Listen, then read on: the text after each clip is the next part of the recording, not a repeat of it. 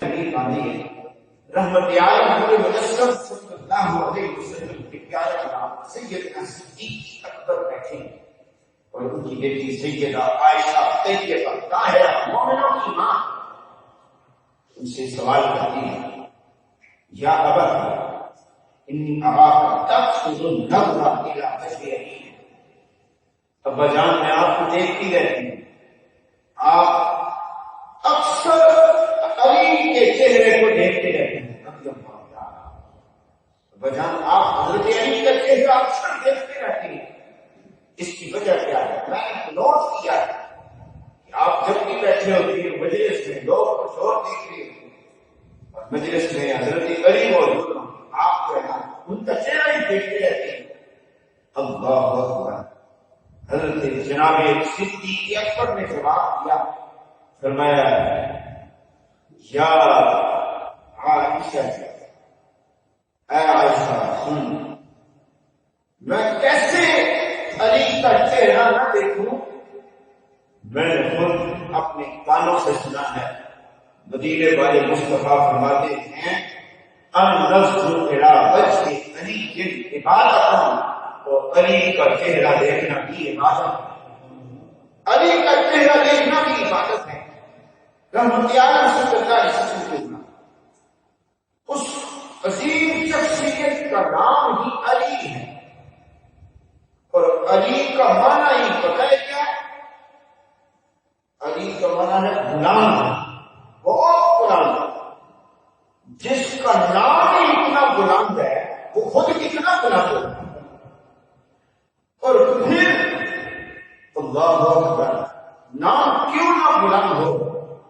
اللہ اکبر، اس لیے کہ جناب حضرت حیدر کرار کا یہ لقب ہے نا، ویسے سب صحابہ کے ساتھ رضی اللہ تعالیٰ عنہ کہا جاتا ہے، تابعین کے ساتھ قرآن لکھا ہے، صحابہ سے بھی رب راضی ہے، تابعین سے بھی رب راضی ہے، الذین اتبعوہم، جنہوں نے ان کی اتباع کی ہے، ان صحابہ کی، ان سے بھی رضی اللہ عنہ، ان سے بھی رب راضی ہے۔ لیکن حضرت علی کے نام کے ساتھ کرم اللہ وجہہ کیوں کہا جاتا ہے؟ کرم اللہ کا معنی عزت کی ہے اللہ نے، وجہہ اس چہرے، اللہ نے اس چہرے کو عزت دی ہے۔ پتہ ہے کیوں کہا جاتا ہے؟ اللہ اکبر، نام کا معنی بلند، اور پھر کہا جاتا ہے کرم اللہ وجہہ، اس چہرے کو رب نے عزت کی ہے۔ بارک اللہ مصطفیٰ، یہ ایک اور مقصد یہاں پہ ایسا ہے کہ یہ دو سیاسی ہیں دور نبوت میں، دور رسالت میں، اور بعد تک یہ کافی عرصے تک یہ دو سیاسیوں کے لیے کرم اللہ وجہہ بولا جاتا ہے، ایک صدیق اکبر کے لیے اور دوسرا جناب مولا علی کرم اللہ وجہہ کے لیے۔ صدیق اکبر کے لیے آج کل اس میں اہل علم کے سوا باقی جو طبقہ ہے وہاں مطلوب ہو چکا ہے، تو دونوں کی وجہ سے ہے۔ وجہ کیا ہے؟ حضرت علی المرتضیٰ کرم اللہ وجہہ الکریم نے خدمت اقدس میں آ کے واقعہ بیان کیا، یا رسول اللہ میں نے کبھی بھی کسی بت کے سامنے سجدہ نہیں کیا ہے، کبھی بھی ایک دن اور ایک لمحے کے لیے کسی بت کے سامنے سر نہیں جھکایا۔ اچھا، جو بات حضرت مولا علی نے کی، حضرت فاطمہ بنت اسد آپ کی والدہ آئی ہے، آپ کہنے لگی یا رسول اللہ صلی اللہ علیہ وسلم، آقا مجھے یاد ہے یہ جس وقت میرے شکم میں آئے تھے نا علی، تو میں اس وقت بت پرست تھی، بتوں کی پوجا کرتی تھی، لیکن جب سے یہ شکم میں آئے نا میں پوجا کے لیے جاتی تھی تو جا ہی نہیں سکتی، اور میں اگر کسی بت کے سامنے جھکنا چاہتی تو گھر میں بھی جھوک ہی نہیں سکتی تھی، میرے پیٹ میں تب سا ہو جاتا تھا، میں نیچے ہو ہی نہیں سکتی تھی۔ یہ بات حضرت فاطمہ رسول اللہ کو بتا رہی تھی، علی رسول اللہ کو بتا رہے تھے۔ عرش کا راہی، سدرہ کا راہی جناب جبریل آتا ہے اور آج کہتا ہے یا رسول اللہ، رب کہتا ہے علی سچ کہہ رہا ہے، اور علی کو کو اس لیے ہم نے جھکنے نہیں دیا کہ کرم اللہ وجہ علی، اللہ نے علی کے چہرے کو عزت عطا فرمائی ہے، عزت عطا فرمائی ہے، اور فرمایا جو چہرہ بت کے سامنے جھک جاتا ہے، جو چہرہ کسی اور کے سامنے جھکتا ہے وہ نیچا ہوتا ہے، اور جو صرف اس کے آگے جھکتا ہے وہ اونچا ہوتا ہے۔ علی اسی کے آگے جھکے ہیں، اس لیے کرم اللہ وجہ علی، اللہ نے علی کے چہرے کو عزت عطا فرمائی ہے۔ علامہ نے اسی موقع پر ایک بات کی تھی، علامہ اقبال رحمہ اللہ نے، وہ کہتے ہیں کہ پانی پانی کر گئی مجھ کو قلندر کی جبا، تو جھکا جب غیر کے آگے تو تن تیرا نہ من، اپنے من میں ڈوب کر واجہ سراغ زندگی، تو میرا بچہ تو نہ بن، اپنا تو بن۔ رحمت عالم صلی اللہ علیہ وسلم کی غلام، جب بندہ کسی اور کے آگے جھکتا ہے، اعظم چشتی نے یہی بات کہ اپنے انداز میں کی ہے، اور جتنے بھی سہارے ہیں سبق کرتے ہیں، اور جتنے بھی سہارے ہیں سبق کرتے ہیں، عزت نفس بڑھاتا ہے سہارا دے گا، جتنے بھی سہارے ہیں اور کسی کے، میرے محبوب صلی اللہ علیہ وسلم نے ارشاد ہے، فرمایا میرے غلاموں سنو، میں قسم اٹھا کے کہتا ہوں صدقہ دینے سے مال کم نہیں ہے، اور میں قسم اٹھا کے کہتا ہوں معاف کرنے سے عزت گھٹتی نہیں ہے، اور میں قسم اٹھا کے کہتا ہوں ما فتح عبد باب مسجد الا فتح اللہ علیہ باب فقر، جو دنیا داروں سے، لوگوں سے مانگنا شروع ہو جاتا ہے، رب اس پر محتاجی کا دروازہ کھول دیتا ہے، وہ مانگتا ہی رہتا ہے، وہ مانگنے سے وہ پھر مخلوق کا ممتا بن جاتا ہے۔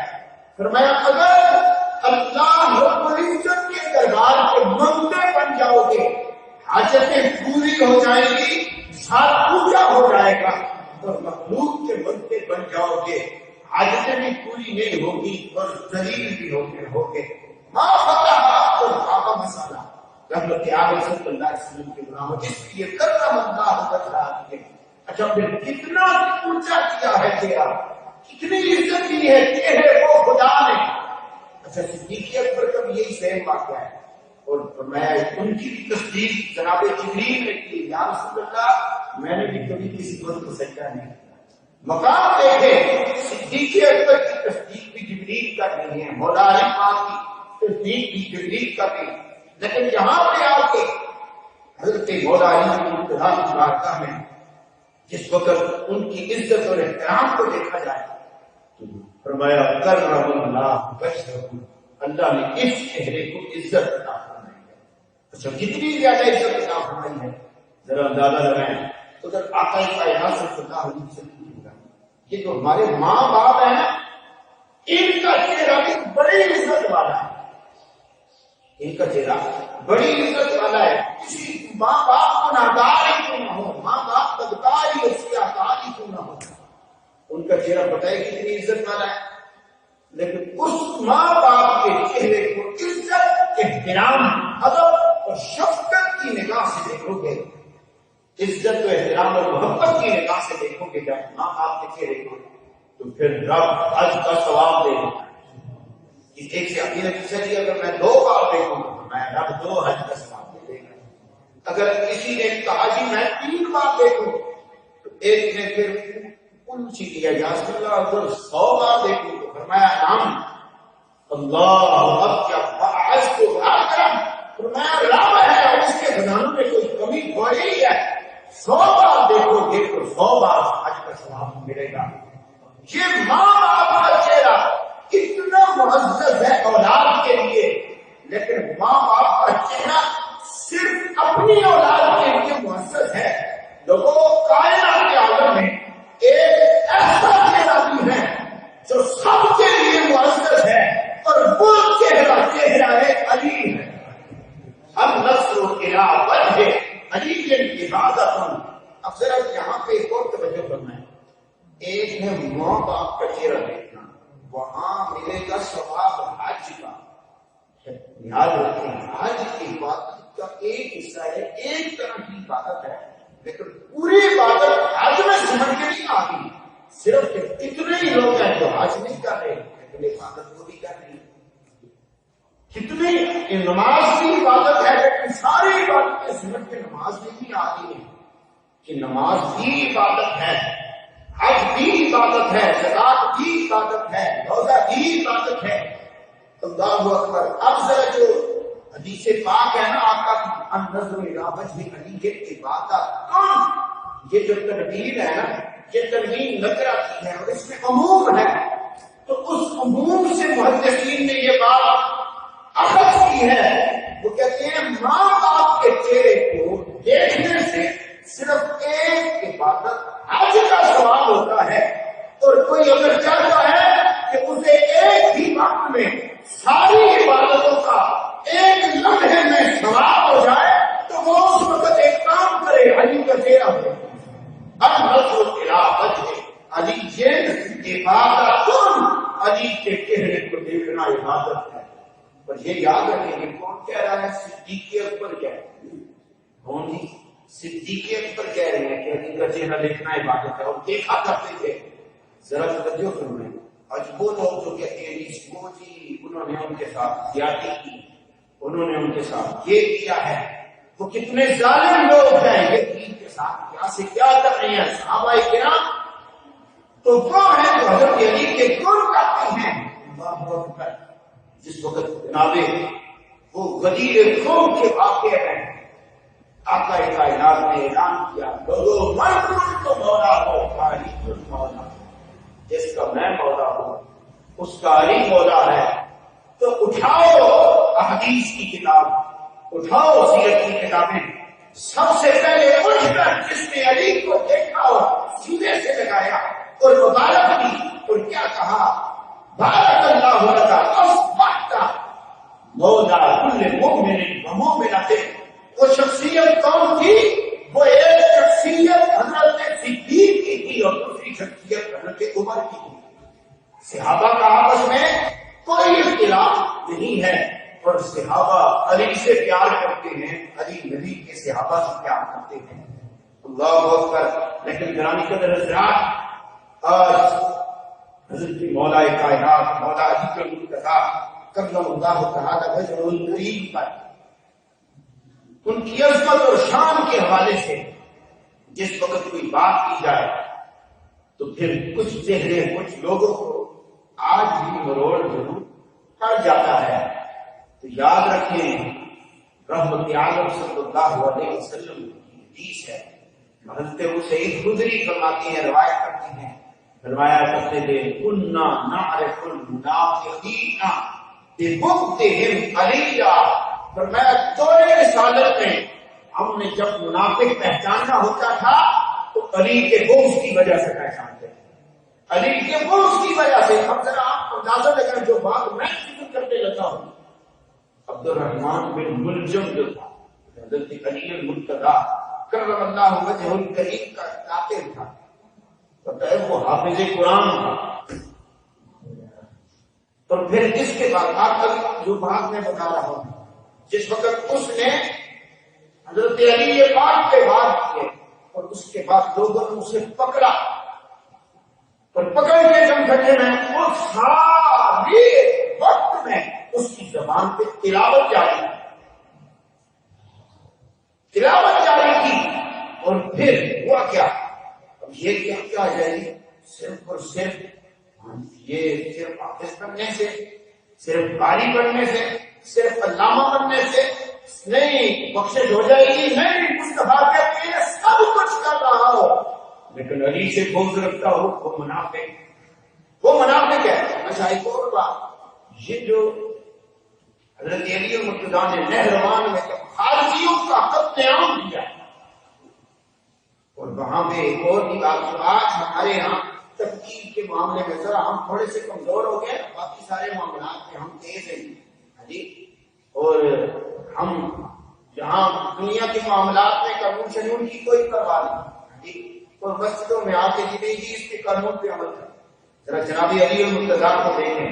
حضرت علی المرتضیٰ جب نہروان میں جنگ کرنے کے لیے جا رہے تھے تو راستے میں ایک نجوم بھی ملا، کہنے لگے بھلا کیا مجھ سے نجوم نہیں ملا. کہتے جی علم نجوم کے اعتبار سے آپ کا ابھی جانا درست نہیں ہے، آپ کل سے حضرت علی المرتضیٰ اسے پتہ ہی نہیں تھا کہ یہ وہ ہے جس کے بارے میں آپ کہہ رہی ہیں میں علم کا شہر ہوں، علی اس کا دروازہ ہے۔ حضرت علی المرتضیٰ نے فرمایا میں ہو سکتا ہے ویسے کسی وجہ سے نہ جاتا، اب ضرور جاؤں، اب ضرور جاؤں گا۔ کیوں؟ اس لیے کہ تو جو کہتا اگر تیری بات مانوں تو رب کی تقدیر مجھ سے جاتی ہے نہیں۔